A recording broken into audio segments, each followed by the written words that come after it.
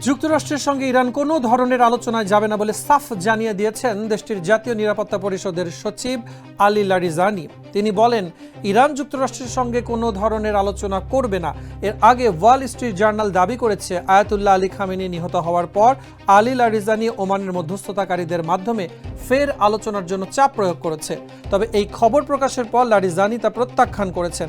এদিকে ইরানের পররাষ্ট্রমন্ত্রী আব্বাস আরাকচি বলেছেন, যুদ্ধ শুরু করেছে যুক্তরাষ্ট্র ইসরায়েল, কিন্তু এর শেষ কখন এবং কিভাবে হবে সেই সিদ্ধান্ত নেবে ইরান।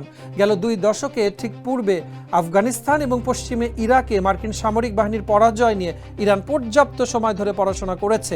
সেই অভিজ্ঞতা থেকে শিক্ষা নিয়ে তেহরান বর্তমান পরিস্থিতির মোকাবেলা করছে।